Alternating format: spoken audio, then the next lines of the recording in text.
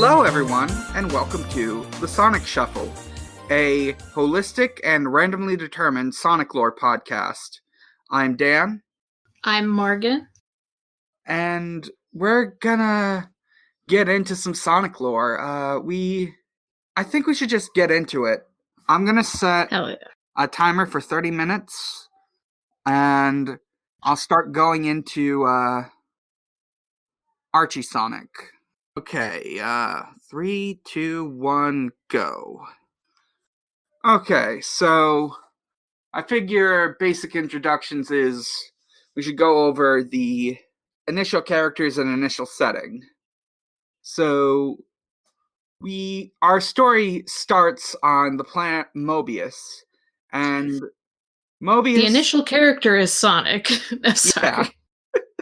Yeah, of course. We start on the planet of Mobius. This story starts in what was once the Kingdom of Acorn, but is now Robotropolis, which has been taken over by Dr. Ivo Robotnik. What? Wait, that's his name? It's Ivo? Yeah, it's Ovi backwards. Ovi means egg. Oh no. Oh no. This is gonna be a common thing. Yeah, Puns. Yeah, Robotropolis, also known as Mobotropolis, well, like, it used to be this city full of, like, Mobians, the sort of Sonic-style anthropomorphic animal. Although in these early years you don't see as many of those. Oh, by the way, listeners, I should just let you know, you will not hear exactly 30 minutes because I'm tongue stuck. I'm gonna be cutting out pauses like the ones you just heard. Anyways, so Robotropolis, Dr. Robotnik turned everyone in Robotropolis, which was the capital of the Kingdom of Acorn, into robots. It's either called roboticized or robotized. I prefer saying roboticized it just sounds right. Are they like cyborgs? Yes and no. They've been turned completely into robot people. The degree to which varies, but I will open up a picture of one such character to show you. Listeners, look up Uncle Chuck. Let's see. Uncle Fuck. Quality content. It is quality content is the thing, because let me just copy this image and paste it in the Discord, and this gives you enough time to look it up yourself if you're a listener. And I will post this in mod chat. Don't do it if you're driving. All right, that is a picture of Uncle Chuck. This is generally what a roboticized Mobian looks like. This looks like the animation, the anime, I guess. Yeah, that's from SatAM. Oh, he's in Bo. Yeah. A lot of stuff from SatAM and Archie Sonic a lot of stuff from SatAM and Adventures was brought over into the Archie series. It's sort of the baseline setting.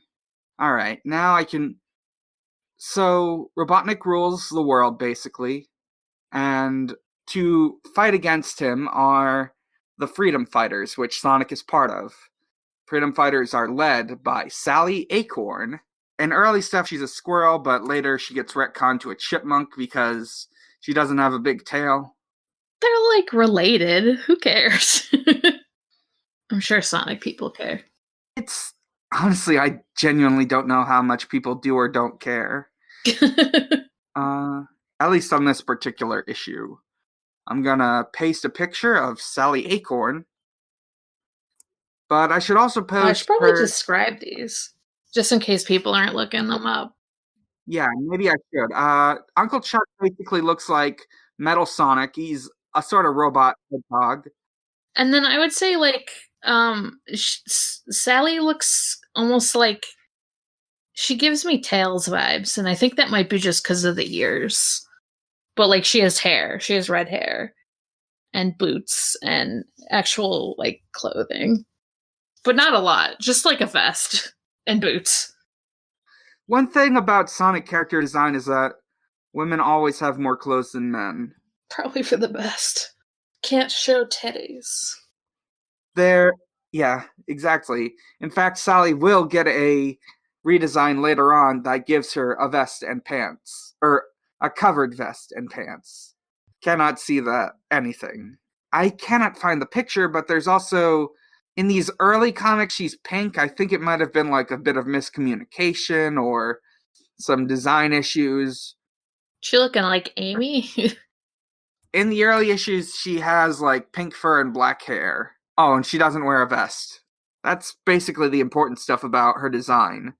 Sally Acorn was the princess of the Kingdom of Acorn. She is also the leader of the Freedom Fighters, which are, as I mentioned, are a militia that fight Robotnik. She's more or less the sort of organized leader character. She's a princess, right? Yeah, she's a princess. Let's go with the next character. Monarchy versus fascism. I don't know why I listed Sally first, not Sonic first, but Fuck Sonic! He's gonna show up in every single one of these. So he's probably gonna be a little different. Like not looking, but like different acting, I guess. So it's like, you know him, you love him, or you don't, and you just want to learn about him anyway. Hate learning. But yeah, Sonic is the sort of the top member, well, not sort of the elite member of the Freedom Fighters. He's cool, he's blue. You know what Sonic the Hedgehog looks like. This is from the early days, so he's got the classic design that looks smaller and rounder. He's a cute little chubby man. Then of course there's Tails, although in these early comics I think Tails has brown fur. That's really the only important thing to note, other than that, and this early characterization is Tails is basically the kid of the group. Two tails, no gender. Damn, that's right. I don't listen to your other podcasts. I don't know what you're talking about. He's the kid of the group. He's got two tails. He can fly. And that's about it at this point. Next, we've got... Does he not, make robot shit? He doesn't make robot shit in these very early days. They later established that, but I should actually mention the tech guy next, Rotor the Walrus. Ah! They have a walrus? Oh my god. Does he got the tusks? Sorry about all the noise. Sure does. Perfect. He's sort of small and round, and I'm just gonna open up... Well, actually, just look up Rotor the Walrus. He's sort of like goofy looking and chubby. He's the tech guy. Later on, he gets redesigned to look more like a traditional Sonic character. He looks a little less so in these ones. Oh, I think I see his newer design, because I keep seeing him as just like a big dude, kind of like Big the Cat size almost. Maybe not that big, but where's his little round form? I want to see it. He is always kind of a big, chunky dude. Oh, there he is. I see him. You'll be able to tell. Yeah, he's got the little tusks, but they're smaller than I expected, so they kind of look like vampire fangs. And he's purple. He is purple. Like a lavender. Mm-hmm. Let's see, the next person I should probably discuss is the other tech-related character, Bunny Rabbit. Bunny Rabbit has a particularly unique backstory because she is half roboticized. They found Bunny Rabbit, also known as just Bunny or Bonnie. Bunny Rabbit, is that her name? Yeah. Yeah, it's IE. Bunny IE. And yeah, she's not a rabbi.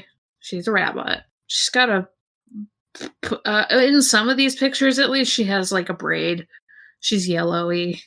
She is a rabbit, as you would think. She's got robot legs and a robot arm, and she a lot of her stuff involved like having to deal with being partially a robot. And she sacrificed part of her body in order to bring back her parents with her little brother. Oh, wait, no. Wrong show. Now there's an AU idea. There you go. Full Metal Alchemist ideas. AU. Wow. Yeah, she's got a robot arm and robot legs. She's got a southern accent, and a lot of these comics write that accent phonetically. Oh, no.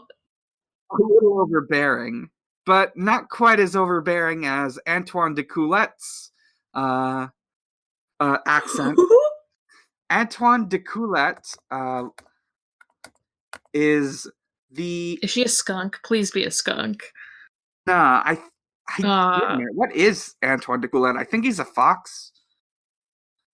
I'm just gonna open up a random picture of Antoine from the comics that I just found off the search results. He's got a little coat. He is a Frenchman. He is very arbitrarily French. There's no other French characters in the show. Oui, oui, monsieur. He had a French accent in the cartoon, which we will get to at some point. His name should have been Javert. And I'm Javert! Yeah. He's got a coat with, like, epaulettes and little red boots. He's the son of a royal guard, but he's also a huge coward and kind of a dick. He's a short little tail. I'm just trying to figure out what he is. It doesn't matter at all. I'm pretty sure he's a fox. Short tail fox. Antoine is pretty bad in Sat AM, which we will get to at some point, but he's okay in this one. He gets some characterization. Good. I think those are all the core members of the Freedom Fighters for now. Oh, he looks like he is a blonde. Oh yeah, he's got a little blonde. A little blonde. I almost said toupee because that's what it looks like. It's probably his real hair, but it's just like a little blonde, like, you know, the hair type, the little mustache looking fucking. It doesn't matter at all, but I feel like that's the most distinct part of him. It says he's a coyote. Oh, he's a coyote. Okay. All right. Yeah, I can see why they would make him a coward then. Because I was like, wait, he's got a little short tail, and, like, Tails has two of them, but also long tail. Mm-hmm. All right. So those are the core Freedom Fighters. Then there's the nefarious Dr. Robotnik, who... You know him, you love him. He's around. He's human for some reason, maybe, kind of. Yeah, in the really early issues, it's unclear if he's, like, human or half robot or what. He's also got the early Western design, which means, like, red irises with black... Oh, I don't remember the word. Black eyes with red irises, basically. If you've ever seen YouTube poop Dr. Robotnik, that's him, basically. He's got a big mustache. He's big. He's round. He is evil. I do not remember if these early issues, if, like, Archie gave him a robot arm or not. He might have. I don't know, and I don't care. But also, I should go over one other fairly important character, Snively. Snively is Dr. Robotnik's nephew. Let me pull up. Does he snivel? Is he a little shithead? He looks... I'm just gonna post a picture of Snively in the chat. Look up Snively Robotnik if you need help. Do they call him Eggman in the comic? Eventually call him Eggman. This is a pre-Eggman timeline. This is basically what he looks like. Oh, God. He's like a little short, little bald man with, like, a green vest or coat thing, but he only has, like, he has, like, weird, like, Tommy hair, like Tommy from Rugrats hair, kind of, but it's, like spiked up. This is a very strange looking man. Yeah, that's Snively. He looks old, even though he's like a nephew. I think that goes over all of the really important characters I need to establish at this point. So let's get into the sort of plot of the comics. Can't believe Snively is important. So let me just pop open an issue of. I'm just going to open up the plot of the first issue because, generally speaking, with these early issues, there isn't really a lot of important plot, but I will mention stuff that comes up in the future. Is Snively like Sonic height? Think about, yeah. I think he's pretty short, at least compared with Eggman, the Man of Egg. I meant to say Dr. Robotnik, his proper name. I'm gonna just post a picture of this cover. Look up Archie Sonic the Hedgehog issue 1 if you want to look up this image.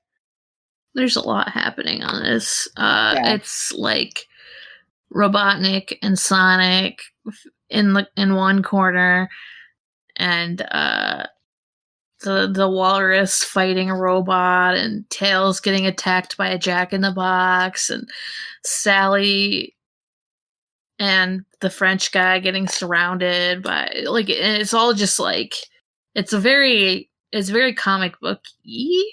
Like it's pretty great. I really love your descriptions. Thank you. I figured since you're the one telling me about it, I should do the descriptions, if that makes sense. Honestly, you're describing it way better than I could have. It's pretty good. You should definitely look it up. Sally does not. Yeah, Sally has the black hair in this one. So I'm just going to sort of go over the plot, and eventually we might run into stuff that might require actual explanations. So, Dr. Robotnik, let's see. I'll just start reading this description and interrupt when I find something I actually need to explain. Dr. Ivor Robotnik is enraged with his arch nemesis, Sonic the Hedgehog, and hoists up a piñata that looks like him. While Crabmeat cheers him on, he attacks the piñata and shatters it. Robotnik is seething over how he was reduced to hitting something made to look like his sworn enemy when a SWAT bot brings in a plant for Robotnik, who is furious and beats the SWAT bot for breaking one of his laws: no plants. So, just a real quick thing. What a weird law. A Crabmeat is a sort of crab enemy. That's all you really need to know. Just sort of crab robot. Very basic. And SWAT bots going after Tails. Sorry, I was just saying it's going after Tails in the cover. Yeah. SWAT bots are sort of like the sort of rank and file robots of Robotnik's army and Archie and Sadam. They're like Cylon looking. There's one in the cover. He's fighting Rotor. Oh, okay. Yeah. He's like a buffman. White buffman. He's got a sort of visor. Yeah. That's the important stuff to note right now. So, the damaged SWAT bot then explains to Robotnik that the plant, called a crude zoo, is a special plant that can be used against Sonic and his friends. Robotnik excitedly asks the SWAT bot how it can be used, and it tells him that he can use a burrow bot to spread its seeds into the Great Forest. Burrow bot. I am looking this up because I don't remember what... Oh yeah, these are the little, drill nose guys. Delighted by this new plan, Robotnik destroys the SWAT bot and Crabmeat by slamming them into a disposal unit, using their scrap metal for resources, and sending Burrowbot to the Great Forest to plant the seeds on the crude zoo. So violent. So yeah, that leads me to explain the next thing that I need to, explain. Knothole Village. An unfortunate name if you are familiar with furry stuff, but Knothole Village is basically this sort of little city hidden in a forest. Well, more of a village. It's a little village hidden in a forest, and there's like a little underground area that the Freedom Fighters use as their HQ. Anyone who isn't a robot lives here. It's their hideout. Robotnik wants to destroy it at some point. And that's basically the important stuff. Does he know where it is and he can't get to it? No. He can't get to it and he doesn't know where it is. Okay. I guess that's good since he would destroy it, but you know. Alright. Meanwhile, in Knothole Village, Sonic the Hedgehog and Princess Sally Acorn are discussing team strategy while Antoine de Coulette is brooding close by, wondering why Sally never notices him. Lost in thought, he leaves Knothole Village and runs off into the Great Forest to find some flowers for Princess Sally, unaware he is being watched by Burrowbot. Oh, does he love her? Oh yeah, that's a big part of Antoine in these early days. Eventually he ends up falling in love with Bunny, and it's nice. It's a quaint relationship. But in these early days he's crushing on Sally, and it kind of sucks. Sally's gay. Leave her alone. Yeah. Just let her be. I assume Sally actually likes Sonic. Well, here's the thing. She does like Sonic, and it comes up a lot. But, later on, way later on, this is actually, I'll get to it when we get to the asks, because someone specifically asked about it. But, you should know now that she's actually bi. Oh shit! Actually? Hell yeah! I was totally kidding. Well, not kidding. It was me being wishful. Oh, sorry. Go ahead. I was just saying it was... You first. Sorry, I have to get used to this whole podcasting thing. I was just saying I thought I was half joking. That's all. Go ahead. But yeah, way later on, towards the very last years of post-reboot Archie, they were starting to write stuff where Sally would be gay. Bi. Which is good, but sadly, this is the 90s, and these are being written by white 90s Cape Comics writers, so it's very hetero right now. Aggressively so. Sally Acorn is the bicon we deserve. Unfortunately, he is captured by the freshly planted Crude Zoo, but Sonic and Sally hear Antoine's cries for help and rush up to his aid. Meet me at the corner of Hedgehog and Vine, Part 2. Sonic frees Antoine from Crude Zoo's clutches with a sonic spin and takes him down to Freedom HQ with Sally. The duo bring Antoine to Boomer's examination table to try and get the plant off of Antoine. Boomer takes a chainsaw and cuts off a piece of the table, making Antoine pass out and frighten the process. These very early issues are very, cartoony and comic-y. Later on, we will get to the Penders era, where things are considerably less so. But this is the Gallagher era, the really early days. So, we don't have to deal with that shit right now. So, while Antoine is passed out, Sonic, Sally, and Boomer rip the plant off him and throw it into a bucket. Wait, who's Boomer? I was making an okay Boomer joke, right, but I was sorry. wait. Sorry, I forgot to say, really forgot to mention that Boomer is also the name of Rotor. In these, initially they call him Boomer, but eventually they change his name to Rotor. Okay, thanks. I'm sorry about that. It's all good. Afterwards, Antoine wakes up and is walked around a bit to make him feel better. Tails then enters the room and notices but doesn't recognize the plant. He waters it to the rest of the team's horror.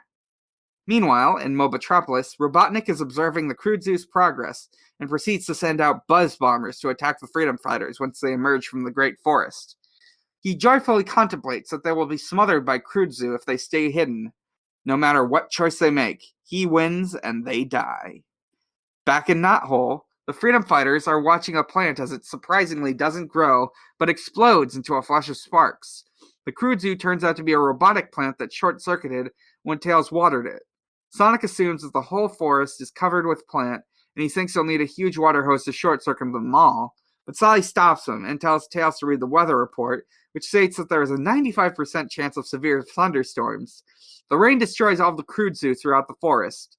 Robotnik is furious over his ruined plan and throws Burrowbot into the robot disposal. That's very convenient. The thunderstorm came and killed them all. Huzzah! Yay! Story 2, You Bet My Life. You bet my Bippy. It'd be like that. The Freedom Fighters all call Sonic to the base. To Sonic's dismay, they simply wanted his help folding a map. After he finishes, Boomer tells Sonic that Robotnik has decided to make a speech at Casino Night Zone. Sonic rushes off to Robotnik's casino, Reno Botnik, and infiltrates it. He arrives at the auditorium to hear Robotnik's speech, but before he can do anything, he is hit in the head by an Orbinaut. An unconscious Sonic is stuffed into a ball and taken into a huge pinball machine by a SWAT bot. No! No way! He's literally... Oh my god. He's literally a pinball. It's Sonic's pinball, baby. But yeah, pinball stuff comes up a lot throughout the series. It's like a sort of recurring motif. There was a very bad game in the 90s called Sonic Spinball. Oh, okay.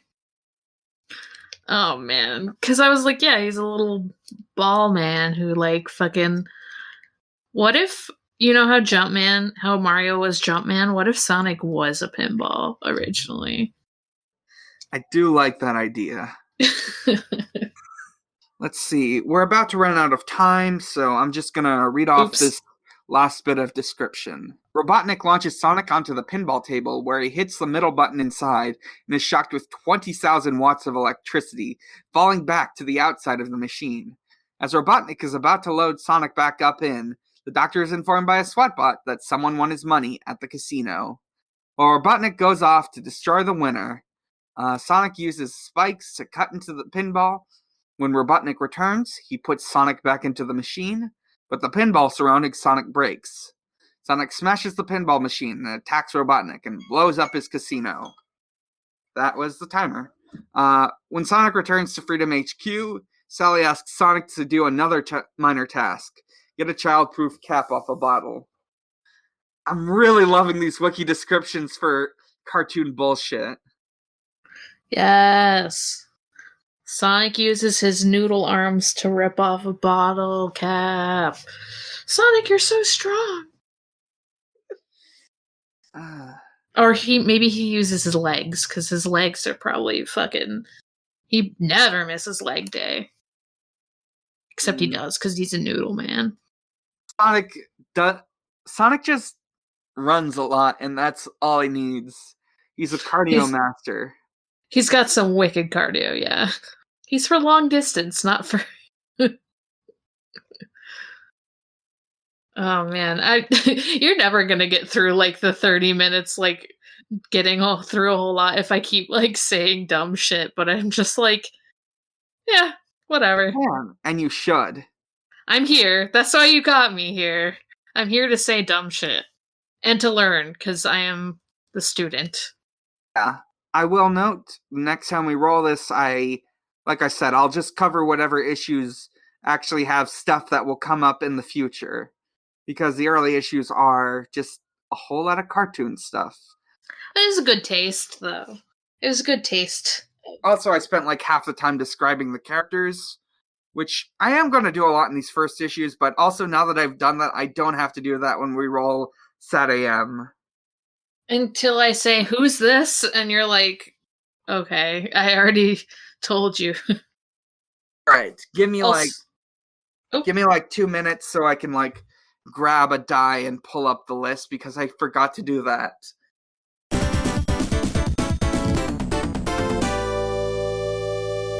Alright, I'm back. Hello. You missed me talking to myself. I also have dice, so I definitely could have just rolled for you. Yeah, well, I needed to pop open the list into the Discord anyways. So, I'll roll the dice later, but first let's go over some asks. We didn't get any on the Twitter proper, but I did quote retweet it and typed in all caps, ask me about Archie Sonic. And we got 2 responses.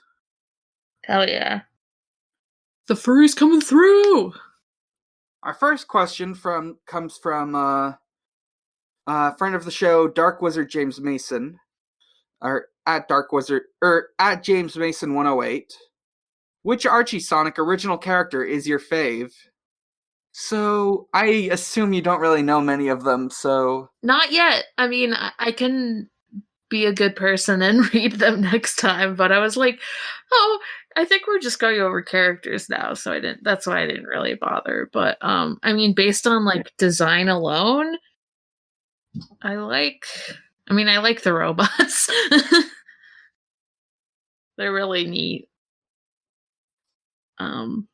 Yeah. And Sally's pretty cool too, I guess. All right.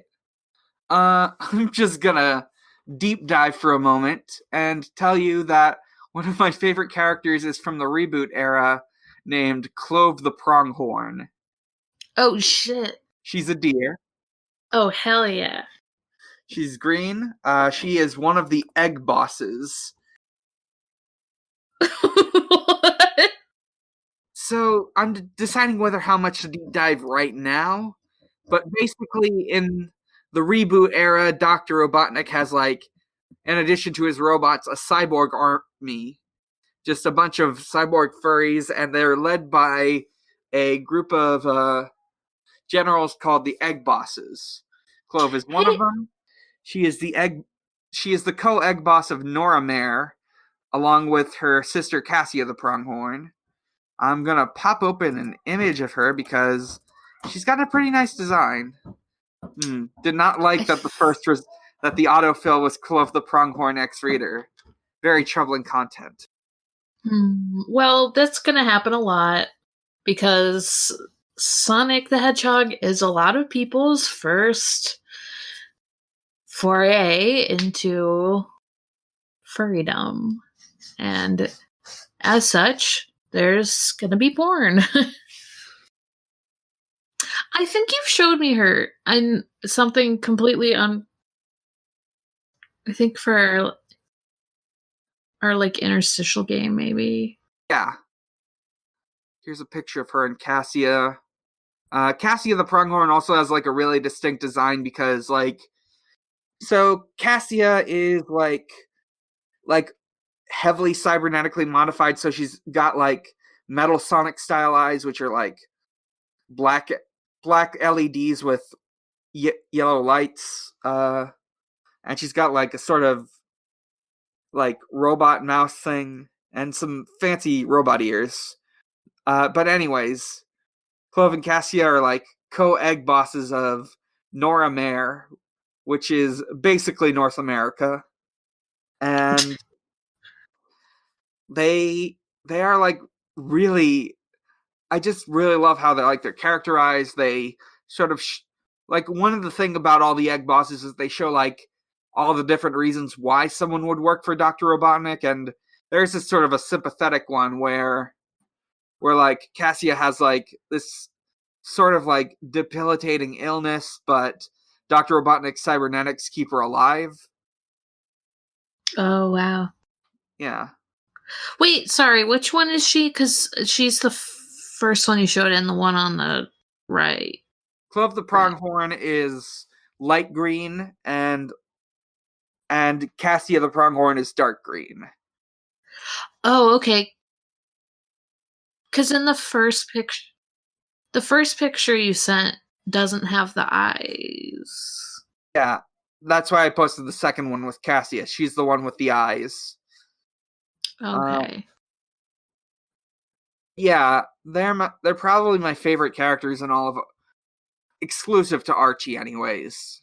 Our second question comes from Meme Jume. I might have mispronounced that. I will eventually know how to pronounce that because they are named after a Yu-Gi-Oh! GX character. Kit at Unipane at Meme Jume asks, Nicole and Sally gay? The answer is yes. Yes. So let me get into Nicola real quick. So, and we're gonna get to her soon, anyways. Even sooner. Nicola. So Nicole is a sort of sentient AI that was sort of made by like a Kingdom of Acorn scientist, not Robotnik. Sort of like before everything happened, and in like Sat AM and like the early half of Archie, she's like just basically a computer on a PDA. She's got like a whole bit of backstory that I won't get into right now. In fact, I do not know her full backstory in the Archie Sonic. I will have to look that up.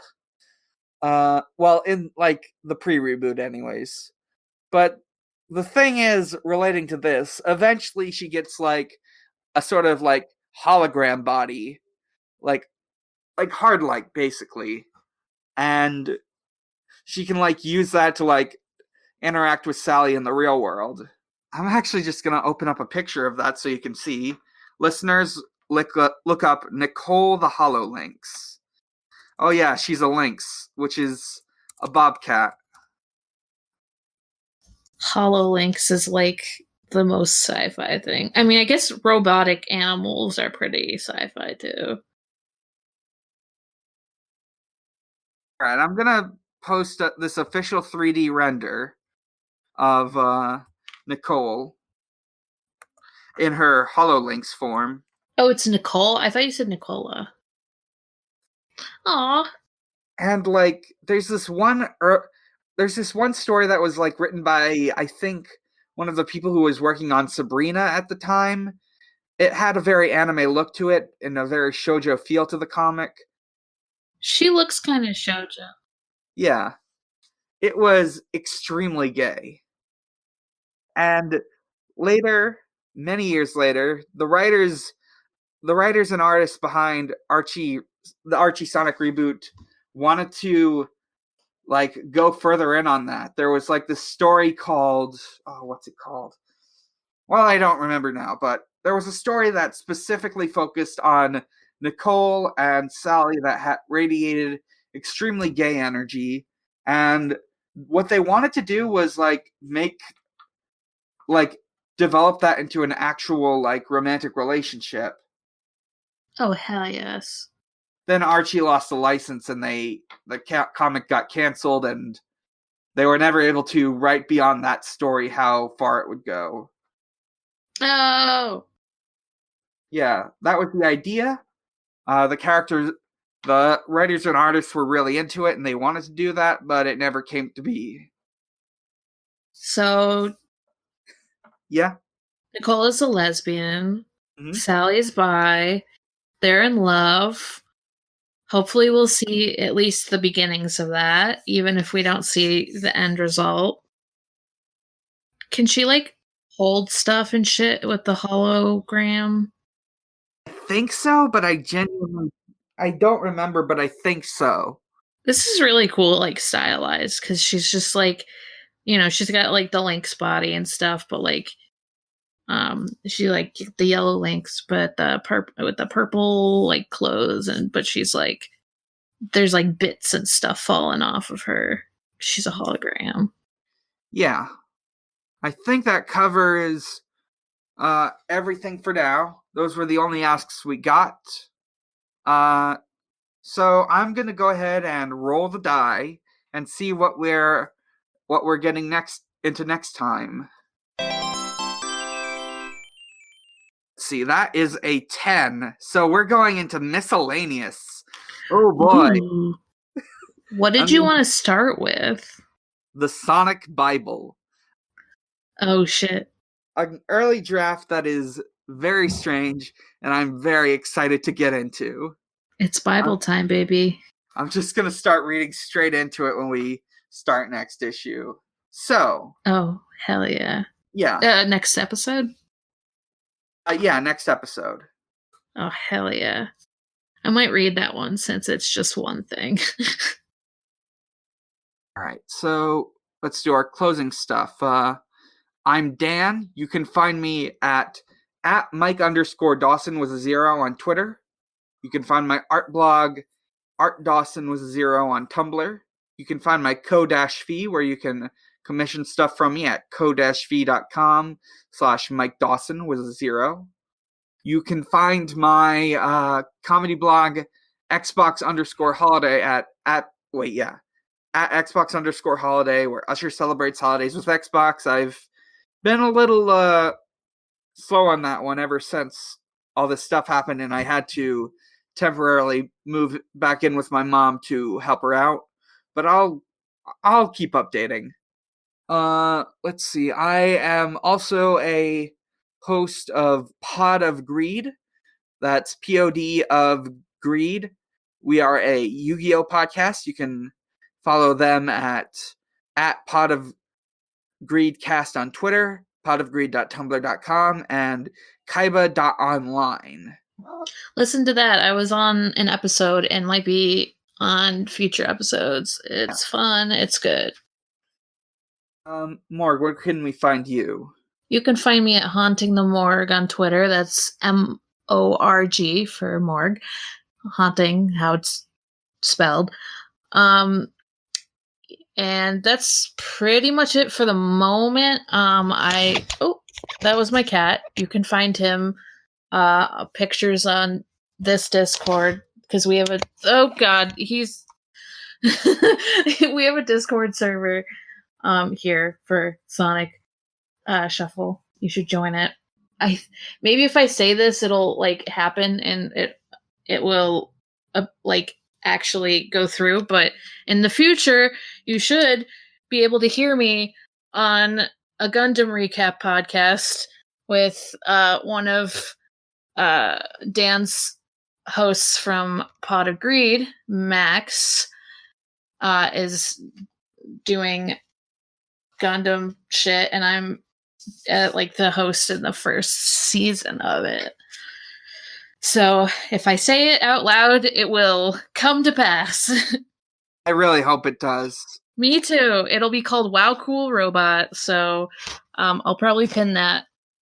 So follow my Twitter, because that's where I post everything. Alright. You can find the Sonic Shuffle at, let's see. I need to look these up because I sometimes forget them. Are we going to have the Discord in, the show notes or something?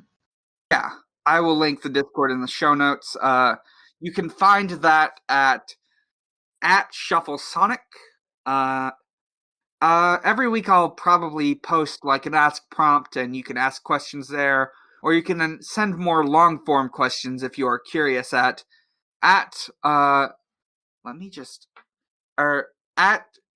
hang on, I need to actually find this email because it's you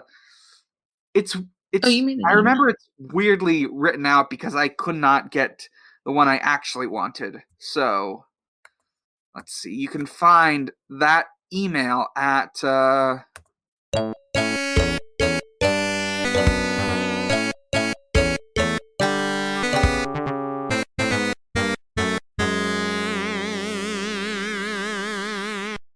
I never found where you could contact us, but you can contact us in a long-form email at sonicshufflecast@gmail.com.